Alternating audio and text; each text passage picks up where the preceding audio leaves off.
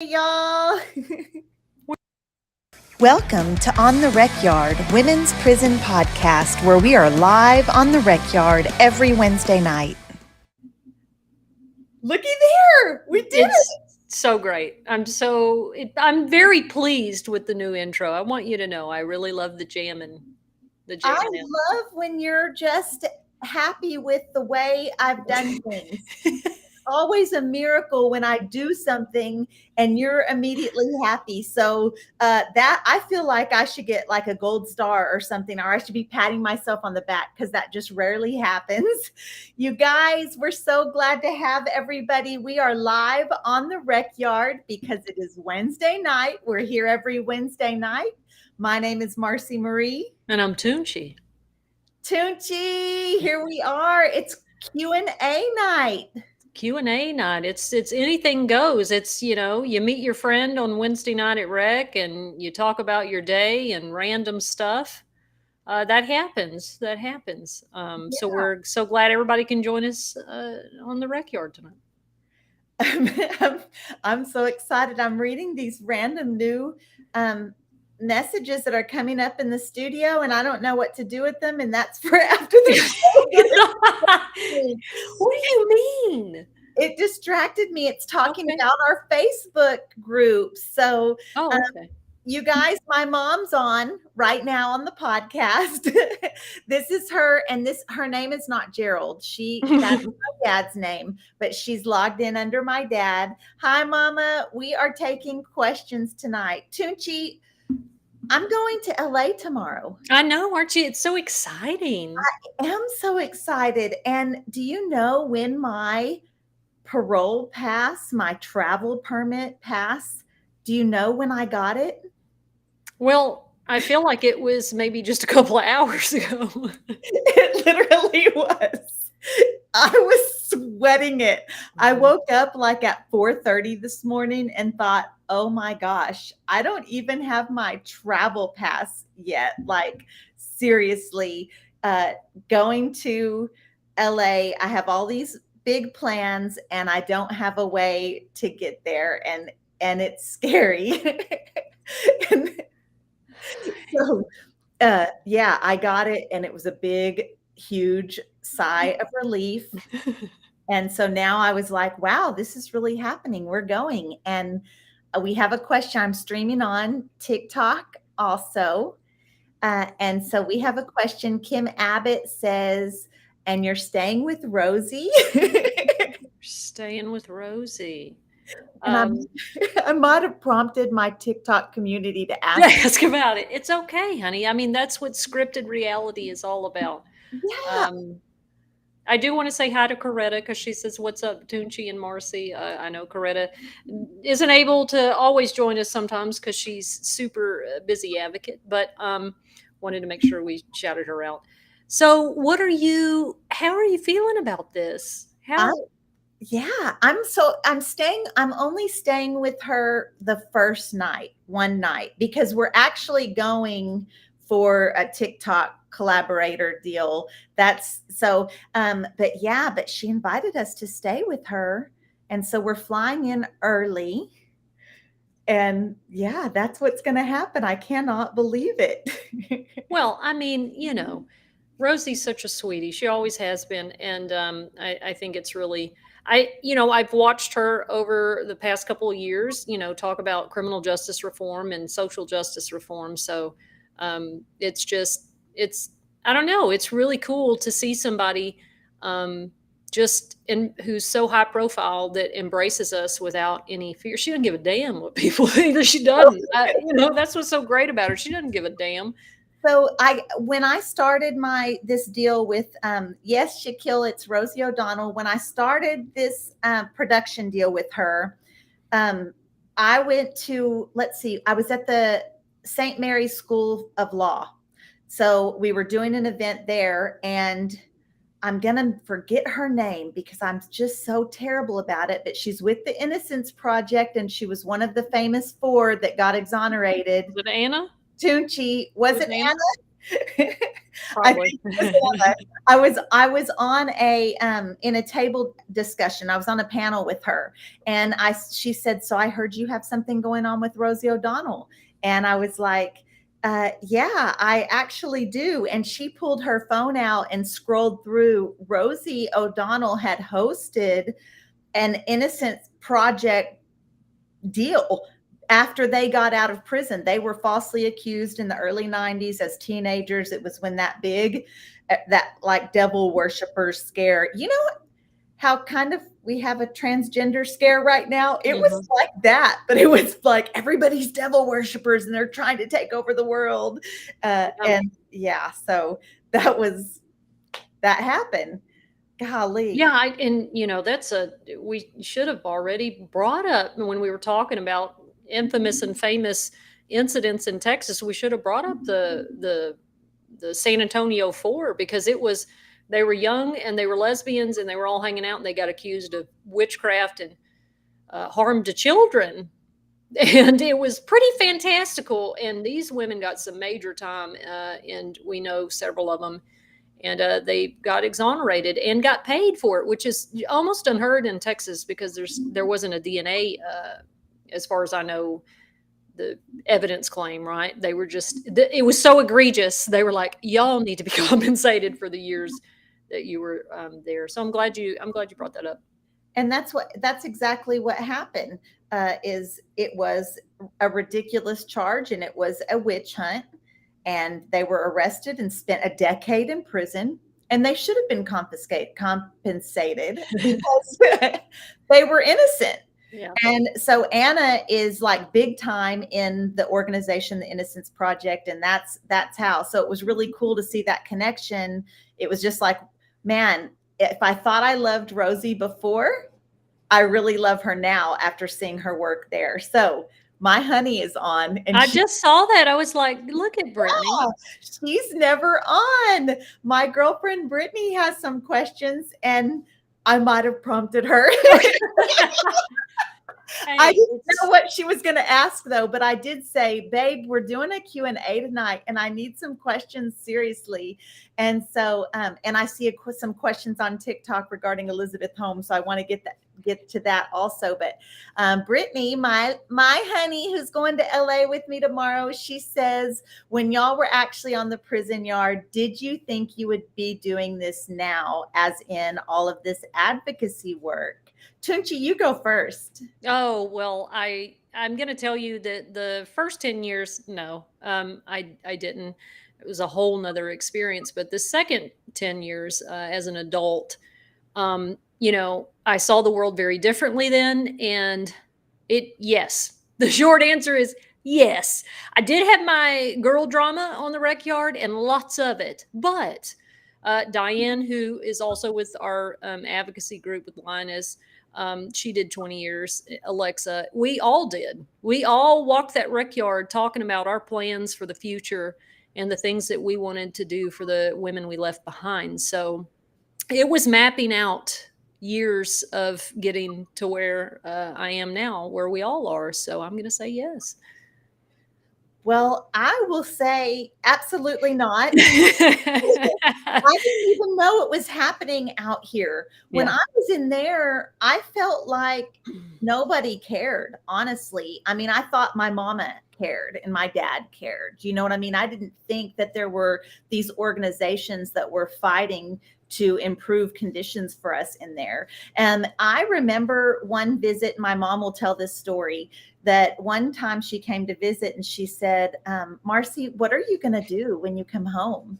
And I told her, I don't know, Mom, but I have to do something to help these ladies. And in my mind, that something was keep in contact with mail, or try to start maybe a fundraiser to send hygienes in. Or, there was another lady, Hannah Overton. In my mind, I thought maybe I would get with Hannah Overton's Mhm. cause and help her. Like, these are the things. I never in my wildest dreams did I believe that I would be at the Capitol in front of lawmakers.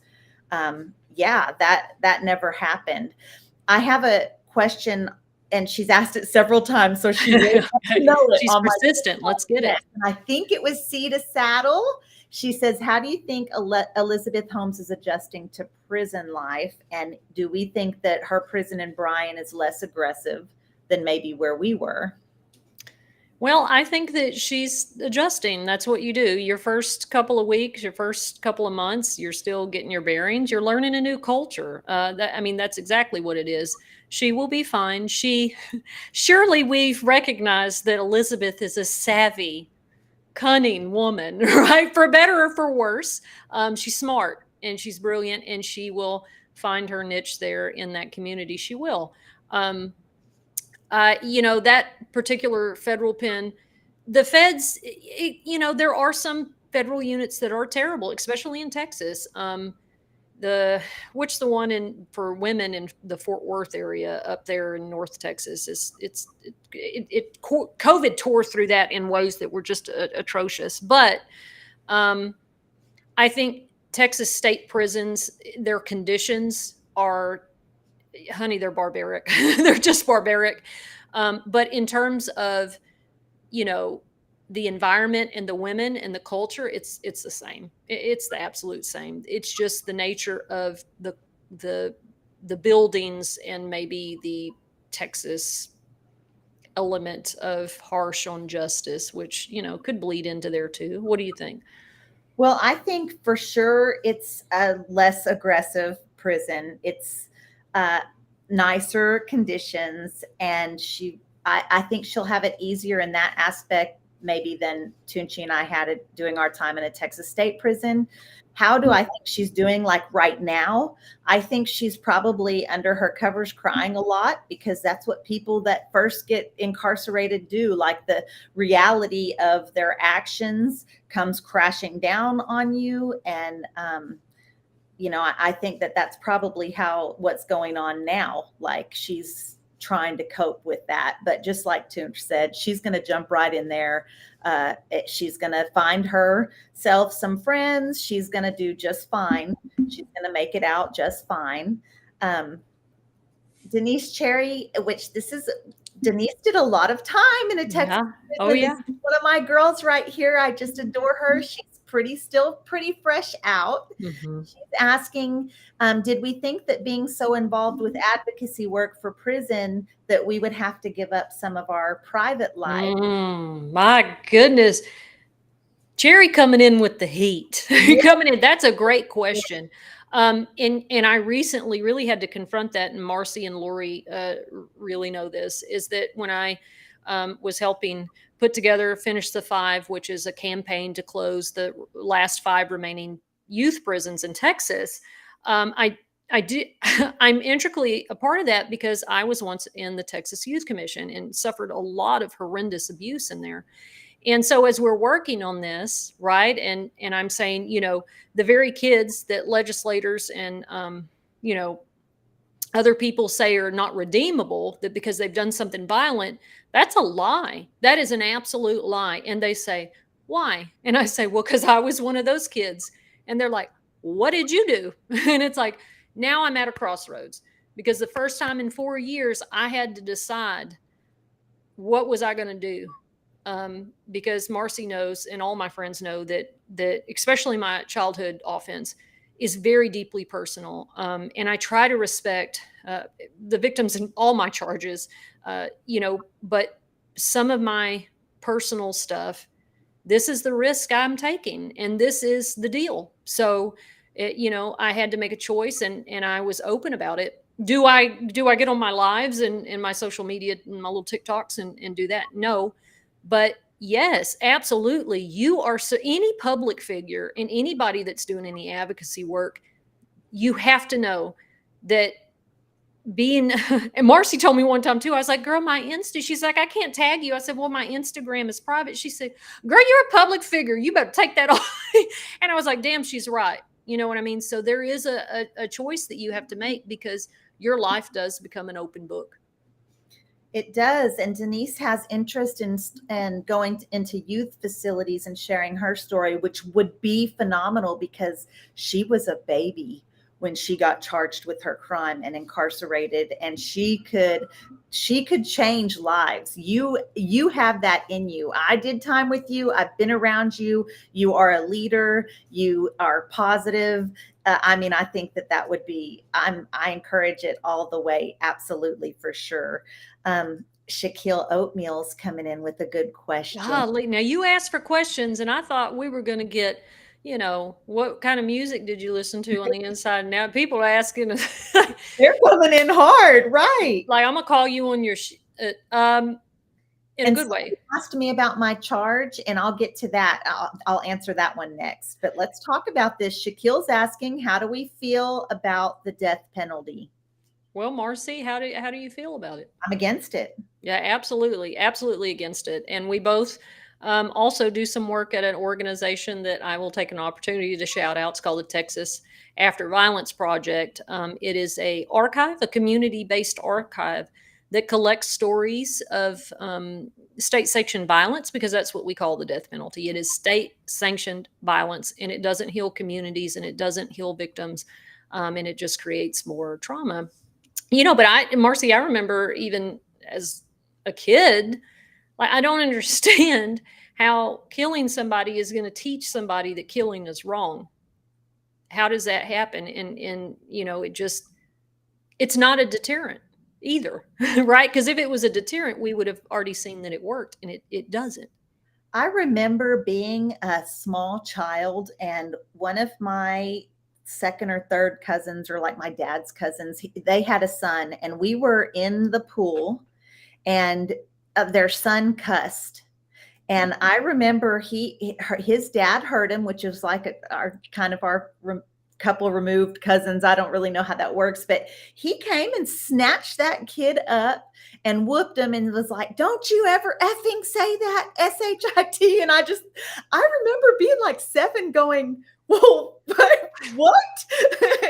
And I feel like that's the same thing. And then violence begets violence begets violence. It has to stop somewhere. So the people in prison, and frankly, probably the people that are on death row, have experienced some kind of violence in their life, and that led them down a road that made some kind of violent act happen. And now we're just going to put another violent act on it. No, I don't think it's right. So yeah, definitely against it. TikTok has a question asking about my charge. I share it often. It's always the pinned video on all my platforms, so you guys can definitely listen to that. It's one of the first videos I recorded. So my charge is theft over $200,000. I got involved with doing some kind of cooking the books at my place of employment, and I ended up taking that a whole step further and taking money. And I got a 20-year sentence for it. I did 10, been home a couple years. So yeah. And then someone else is asking, how similar is Orange is the New Black to reality? Oh, well, it's interesting. I really love that Orange is the New Black brought women's prisons into the, forefront, into popular culture, into people's, started thinking about these things, right? Because we're always so invisible. But I always say this, that Orange is the New Black, in terms of the relationships and the dynamics and the intrigue and she's going to cross me out and stab me in the back. Like, to me, that was spot on. In terms of like the more conditioned things, or and by conditions, I mean them freely being able to do this or have certain things, or, and then towards the end when there was the riot and they buried somebody out in the back, that's very soap opera-y. But in terms of the relationships, I'm going to say yes. And I know there was a super hot scene in the library. I'm going to say that I had my hot scenes in the library, but it was not like that. It was not as free spirited and porn like, but you were getting down. You worked in the library while you were incarcerated, and you were getting down, honey, in the library. By getting down, I mean a quick kiss and a quick little bow chicka wow. You know what I mean?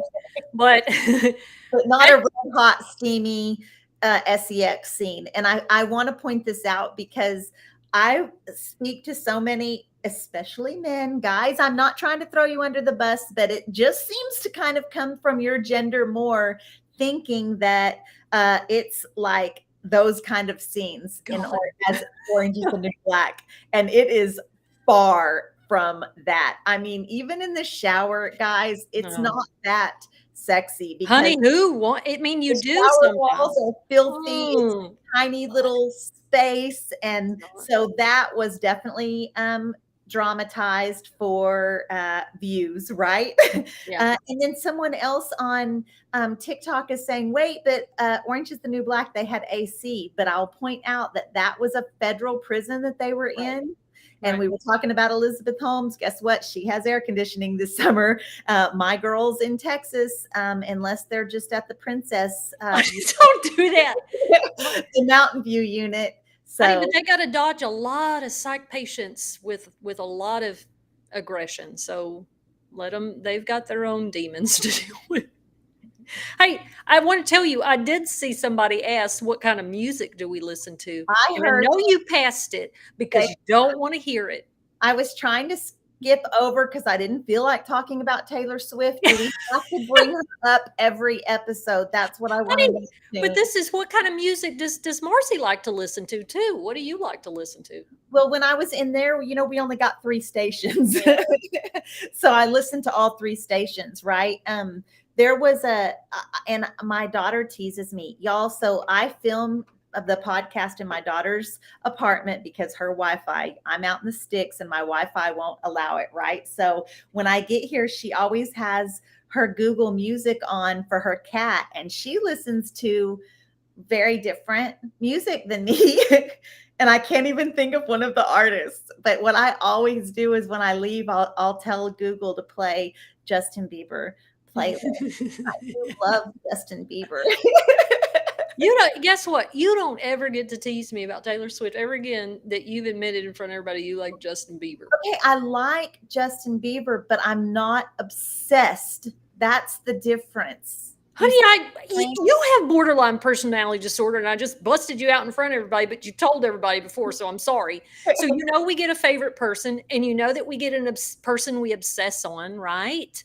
And that's just what she is. It's just, look, I got a ring the other day. It says anti-hero. Okay, so that's what Tunchi listens to, and that's what she listened to. And Madonna. And she was probably one of those, she was probably so obsessed with Taylor that when somebody else heard it on the radio and Tunchi didn't even have her radio on, they were probably like, Tunch, 97.5. So I'm like, oh, I got to get to it. That's right. So the name of the podcast is On the Rec Yard Women's Prison Podcast. We're live here every Wednesday night at 7:00. Thank you guys for joining us. Brandon. We're taking your questions tonight. And Ashley Hansen's asking, do we watch 60 Days In? I don't, but I know that y'all were going to be on there at one point. Well, they asked us. They did. They asked me and my girlfriend, Brittany, and I hadn't been home that long. It was last summer. So I hadn't been home a year. And it was enough money that at that time I was working at a warehouse in Amazon. And I thought, well, that sounds like a pretty dang good deal to me. And my girlfriend was like, and here we are like dealing with the producer. And she's like, well, we're not snitching on people that we're locked up with. Like we ain't no snitches, you know? And Brittany's like, but I'll tell them the law, you know?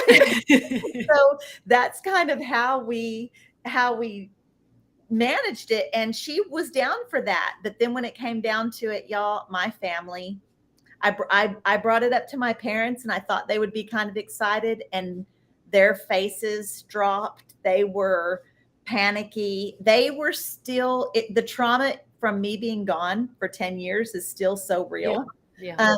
And to answer, do we watch it? I don't watch it.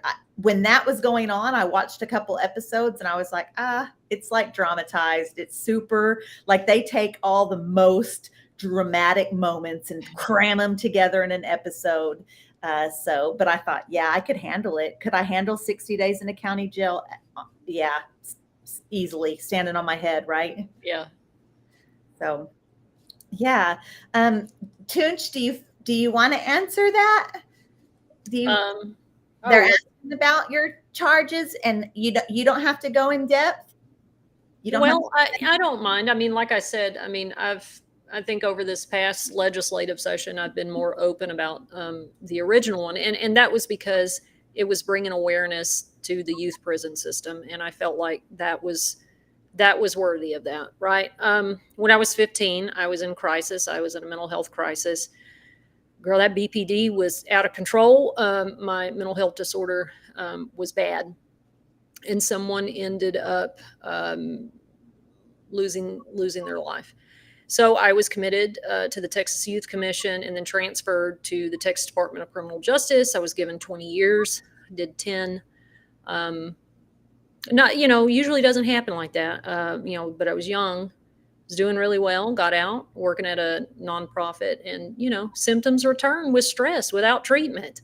And it returned fiercely. And now the second charge, I really don't mind talking about that. Even though I still try to be mindful and respectful of my ex-girlfriend. But I was coping with my mental health with alcohol.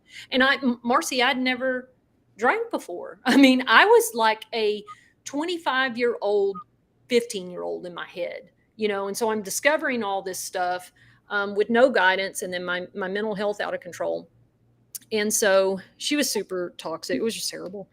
And I got drunk and broke into her house and beat her up. And the police came and got me and said, no, we don't do that out here. And some of this was not just alcohol, Marcy. That's what prison taught you to do. If your girlfriend does some shisty stuff, if she's being disrespectful or she breaks up with you or whatever, right? You respond with violence. It's expected. It's expected. It's a matter of you're disrespecting me. This isn't about you need space or you need to make decisions for yourself. This is a complete, total affront, disrespect to me. Like you had said, like someone spitting in your face, right. And that's how I perceived it. And, you do that through a cloud of alcohol and mental illness. Yeah, I climbed up on a roof and threw myself through her bedroom window.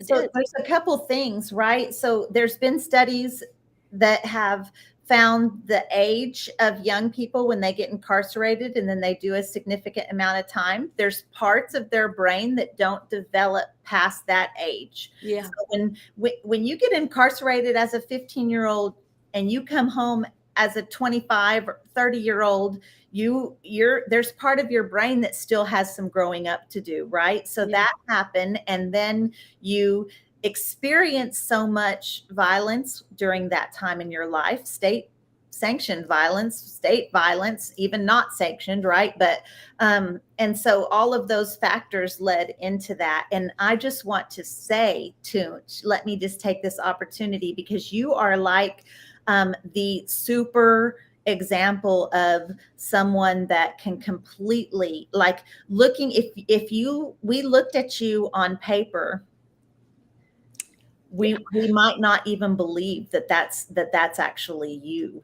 If someone looked at you on paper, they might be frightened, quite frankly. Oh yeah. Not that it's a long list, but it's just these incidents. And so I just think that you're a prime example of one reason why we need to keep pushing for what we're pushing for, right? Is for reform and rehabilitation and giving people real opportunities. Absolutely. So someone had a question up here, and I'm going to try to scroll. I'm sorry, you guys might be seeing my armpit on the podcast. Nice. Very nice. Well, I cannot find it, and I tried to remember it. I'm sorry. You guys asked me the question again, and I'll look. And I am getting. I'll just put this up here because they're making fun of me for Justin Bieber. Honey, I don't want you to tell anybody else that ever again. I just don't. And when my middle school daughters get in the car First of all, I'll tell you this. When I first got home from prison, I was so excited because I liked all these like the Jonas Brothers and like I'm down with them. I love them. And when the girls, so I'm like, I have kids that are this age, you know, they're gonna want to like listen to this with me. Oh no, they made such hardcore fun of me. It's not even funny. And when they get in the car now, they're like they plug up their phone or connect their phone to the Bluetooth right away because they're not about to they are not about to listen to Justin Bieber. They're not doing it. So um Shaquille's asking if we have ever thought about writing a book geared toward a prison survival, like a prison survival group book. I don't. I mean, I've thought about it maybe just briefly over the years. I feel like within our advocacy group that's just for women, um, I feel like the women that show up, that I know that somebody contacted me and was like, I'm on my way to Safe P. What do I need to do? Like, I feel like women do find us for that kind of advice, but you know, I don't know. What do you think, Marcy? I don't know. It kind of almost seems like first of all, I think that it's needed because people do need guidance, but I don't want it to be perceived of like a pass, like go ahead and do that. You know what I Yeah. mean? If that makes sense. That's what I worry about. Like, how could we do that? But for sure, because in my DMs all the time, uh, it says, you know, they say, I'm facing this, I'm facing this. What do I need to do? How do I do? And even if it's 6 months in county jail, you need guidance, like wear 3 white t-shirts when you go to court. You know, these kind of things people need to know to make their time. So maybe this is something we need to consider. Maybe it can be on the rec yard project. So Right. um, Yeah. yeah, guys, we need some more questions. My TikTok community up here, give it to us. Jennifer Max says she works for a nonprofit in Austin that focuses on non-punitive treatment for adolescents with substance abuse disorder, which is phenomenal, right? That's incredible. So thank you for your work for that, Jennifer, for absolutely sure. So yeah, Rhonda's asking about what about a re-entry guidebook? How would that look? Well, I think the struggle with reentry guidebooks, and here's the issue, right? Like, I think that you could have the advice about like how to socially reintegrate and the things that you're going to face, and practical advice. But if we're talking about like a guidebook, like where to go, go here for food, go here, like the problem is that those places change so often. It's like trying to fill a bucket with a hole in it. And so like information is constantly out of date in terms of housing programs, food programs, and it just can feel very overwhelming trying to compile that stuff. We need an online database that can be constantly updated or some way. So yeah, I it that is frustrating because even the reentry resources at reentry in the prisons, like you jot all these numbers down and these addresses down, and then you get home and they're like out of date, wrong phone numbers out of service. It's Um, that fast. And the only thing, Marcy, I've seen come close to what you said, what we need, right, is the Judicial Commission on Mental Health has a interactive map with all the counties on it, and you click on it and it opens up that county and it lists all the stuff that a person would need with mental health issues and maybe who have been touched by the criminal justice system. That's the only thing that I've seen. And people in every county, there's someone in every county responsible um, for updating that, which there's a lot of counties, right? So sometimes it's really hard to find somebody to maintain it. But if we could duplicate that, or often I just send people to that map because you can still find, I at least trust that those resources are up to date. Yeah, exactly. So, but you're right. We could do it in a different form, right? So that's definitely that's definitely an option. I was looking here, they're asking about why you would need to wear several white t-shirts if we're going into county jail. So I had several people ask that. Why would we need to, Well, Tim? honey, you need more than one T-shirt. Put on double panties, double socks, and they're going to be white, right? So a lot of county jails will let you keep those items, and if you have more than one, and I think it's up to two or three, right? So make sure you can have, because your family can't drop them off. You got to have them on, so have them on when you're getting booked in. Or you have none. You Right. either have them on when you go in or you do without. If you Right. don't have a pair of white cotton panties on when you go into the county jail, you're not going to have panties for, if you were where I was, for 3 or 4 days. No Yeah. panties. And I'm just going to just throw this out here. Sorry for the guys that are watching, but if you're on your cycle, that's an issue. You don't have a pair of drawers. Marcy, I'm going to, again, just be vulnerable with everybody because I'm not embarrassed about it because it wasn't my fault. When I was in Fort Bend County Jail, they didn't give us any undergarments, like you said, for a while. And your feminine hygiene products you had to buy from commissary. They wouldn't give it to you. Now, there's been some legislation since then, but you didn't get, so guess what? I don't have any panties on. I don't have any underwear on. And I've got that little jumpsuit, not jumpsuit, but the little, ugly uniform. And I'm going to court for my arraignment. And I am holding wadded up tissue to inside of my pants with my hand. Well, now they've got to handcuff me. And somebody's holding me because, girl, I was out of my mind. And so I'm trying to hold this between my legs as I walk. Girl, it fell out. It fell out down my pant leg. Thank God, on the way back to my cell, right? Oh my gosh. And it wasn't one of those things where I had to sit there all day and wait for my turn. It was pretty in and out.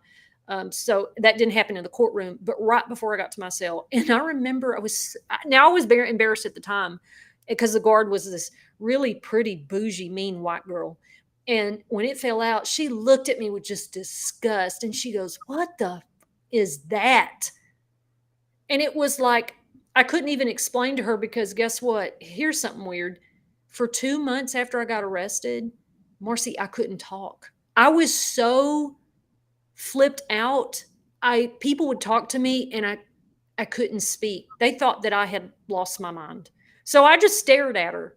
But yeah, that's true. So, being a woman in prison is is super hard. You were in shock, Yeah. Tim. You were in shock. Golly. Well, Daryl Peoples says, who was the coolest person you met in prison?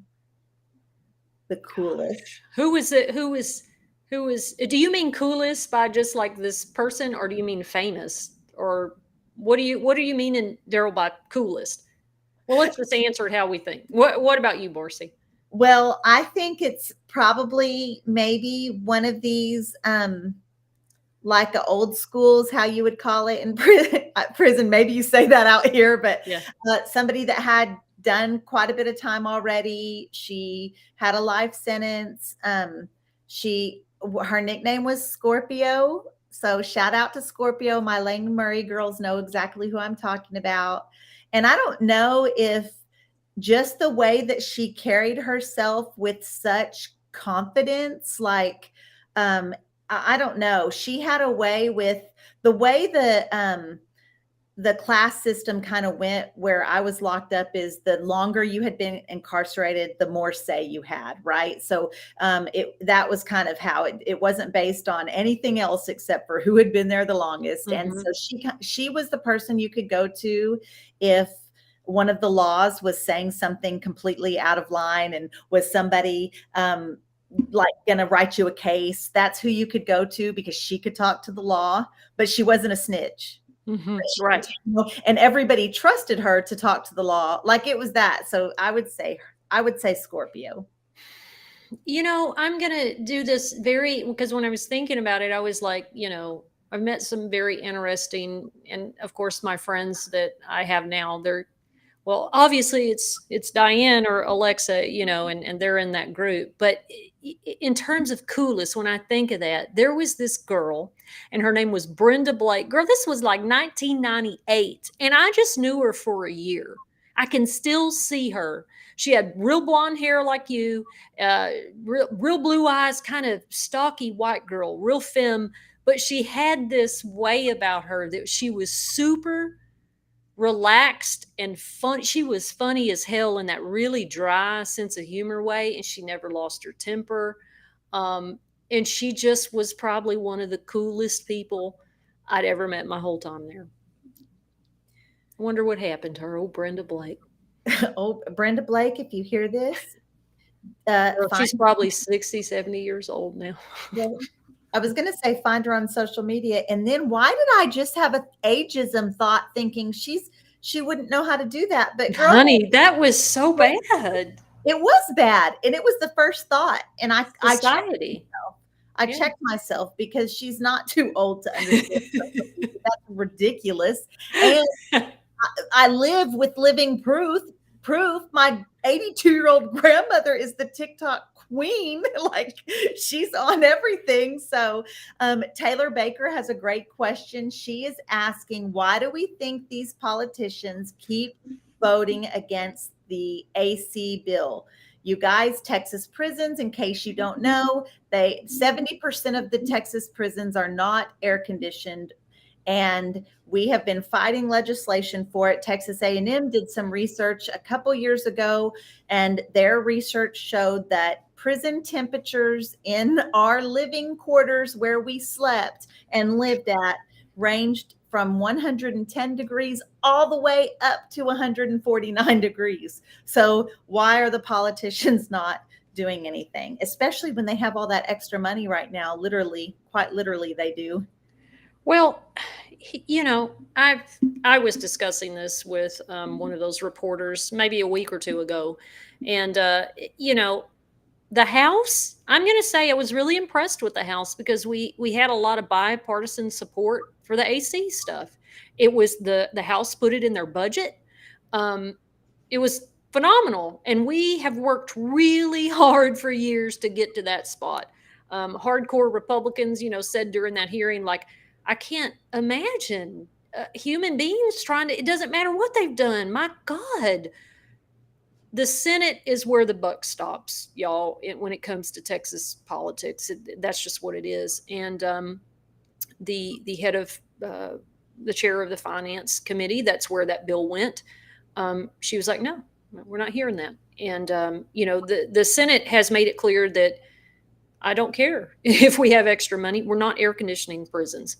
And I think it's because of that old mindset of it's a luxury, right? And we got to be tough. And we've got all these people that need other vulnerable people that need something. We're going to give AC and comfy surroundings to people who are in prison. And I think it's just maybe, I don't want to say a failure, but an area that we haven't really spent a lot of time just really working with advocating in the Senate. Now, that being said, TDCJ is doing what they always do, Marcy, behind the scenes, slowly air conditioning units at their own pace, in their own way, because it has to be their idea, period. And they don't want the lawsuit. So it's going to happen. I just don't think that our legislators want to be the ones to show that they approved it, but behind the scenes, it is slowly happening. Too slow. Right. And we're just talking about it's about to get really hot in Texas, right? It's already started. Texas heat is a huge health risk. I'm getting all these comments. Brandon's talking about how you can't buy a fan at intake or transfer units.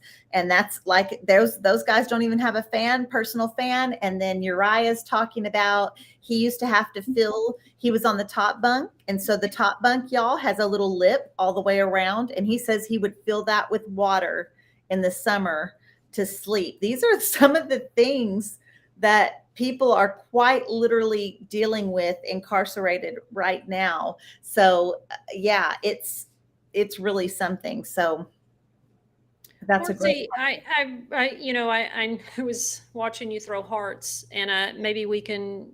I have a question. You Yes. have Coach, we talk all the time. You could ask me whenever you want to. Go ahead, ask me. Go. So, so when you got to prison, how did you learn? What was y'all's sign language like at your unit? I want Okay. to see if it's any different.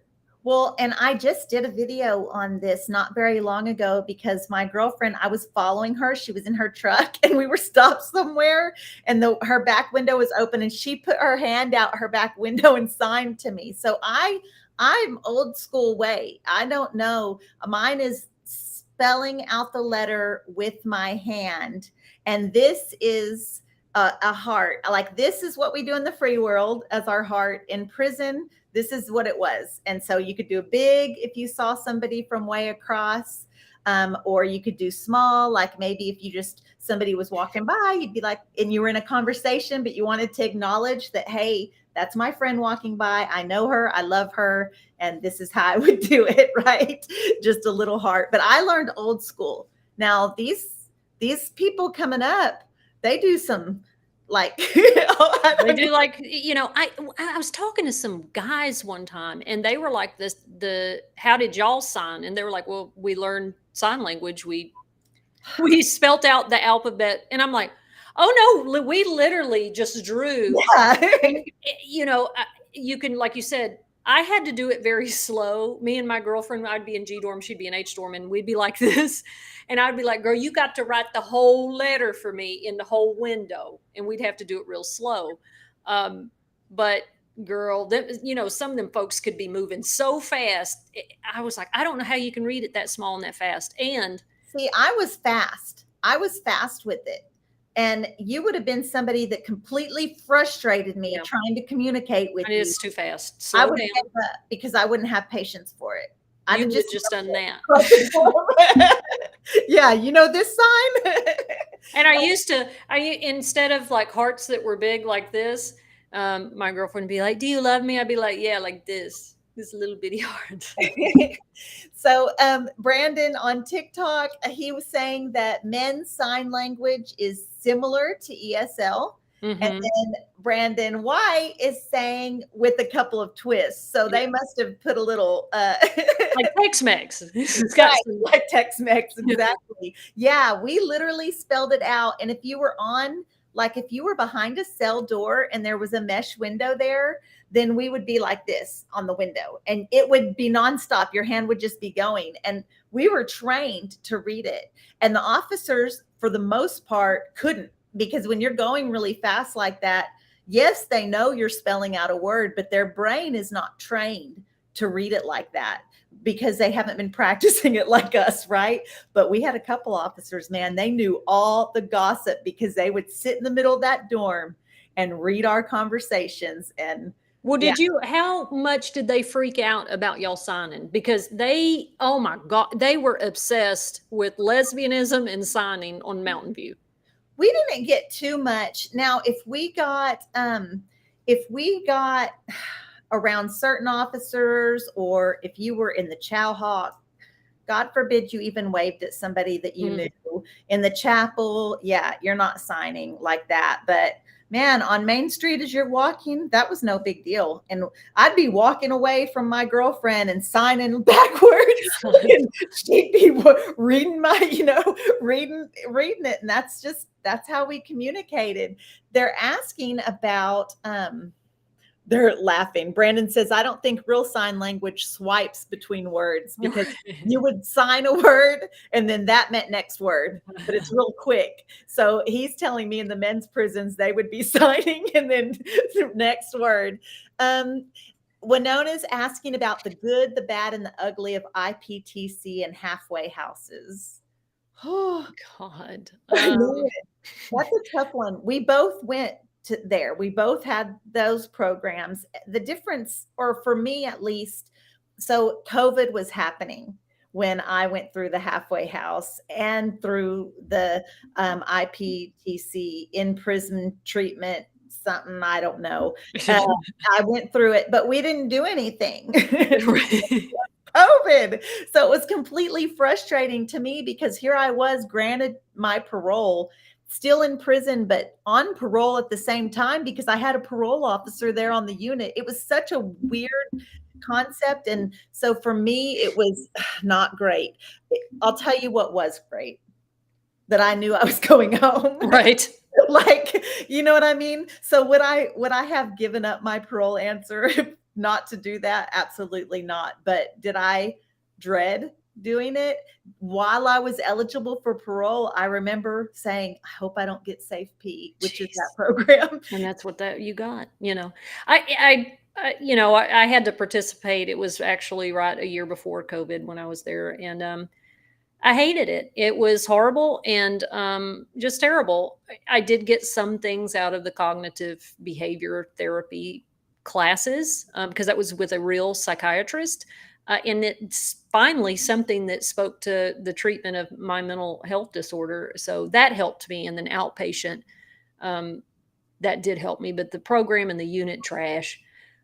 Marcy, you have put some questions in our post that we need to answer in the next Oh, 10 okay. minutes. Yeah, Okay. I want you to answer it. And while you're looking that up and deciding which one to go first, I'm going to say that IPTC, it has an aftercare. And even though the programming for the aftercare is so micromanaged by TDCJ that the counselors can't actually do, I had a great counselor and I had a great group of people.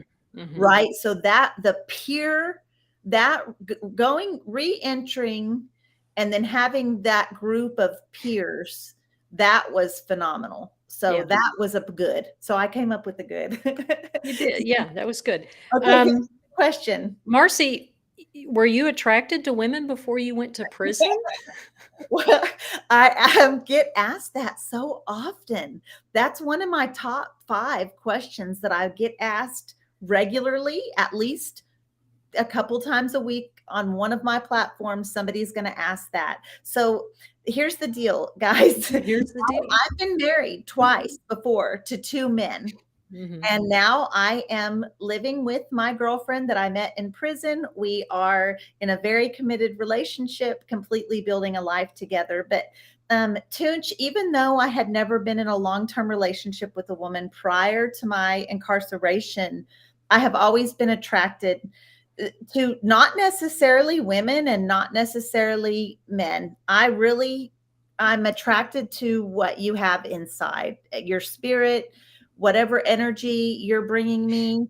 And it's happened that, both ways. So, yeah, that's how that works for me. But I get asked a lot, and it's a fair question, right? Yeah. Ask me, did prison turn you gay? Well, prison can't really turn people gay, right? No, nobody can really turn you gay. Now, Right.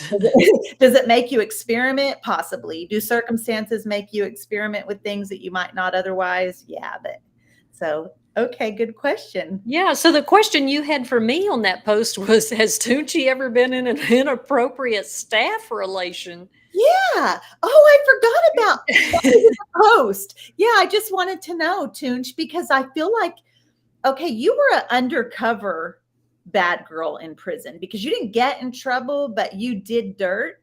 And I think that you kind of had, and this is my opinion because we didn't do time together at the same place. We weren't at the same place. So what do I know? This is just my interpretation of knowing who you are now and the little tidbits you share with me about your incarceration. I feel like you might have had an inside with some of the laws.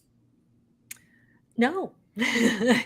Yeah, believe it or not, I have such an a wounded animosity towards the officers, and I know Miss Keen's on here, and she was one of the few that I really cherished that treated me like a human.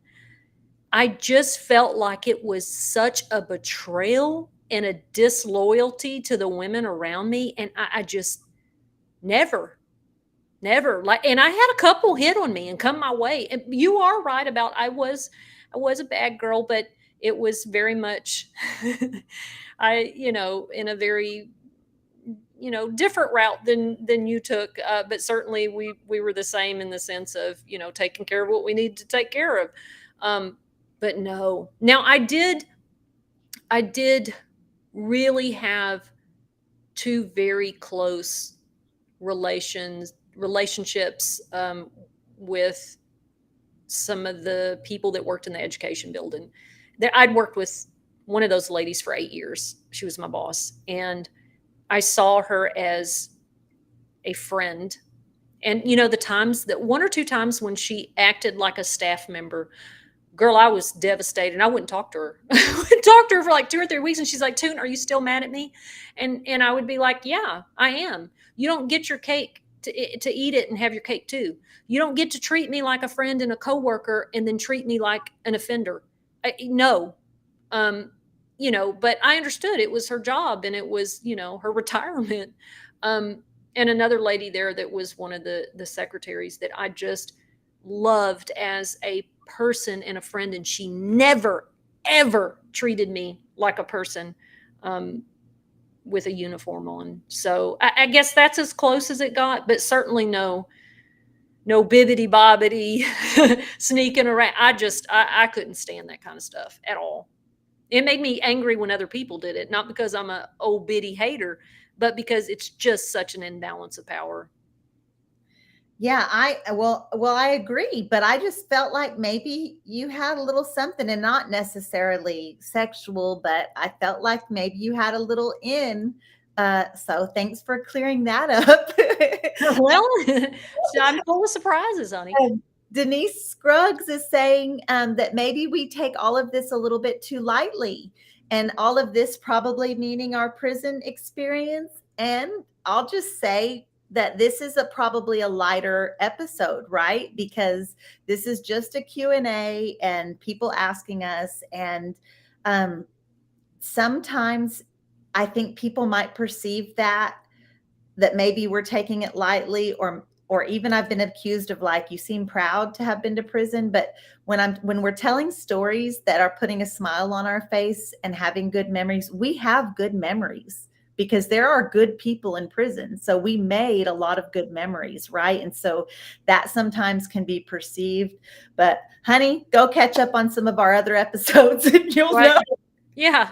Yeah. You'll know we You don't take things very lighthearted at all. probably change your mind. And I want to add to Marcy, what you're saying is, um, you know, I had somebody one time tell me when I made a joke about going through airport security. She was like, "Well, I'm just not sure. I think it's funny because what's happening in our criminal justice system is bad." And I said, "Well, I understand. I was there."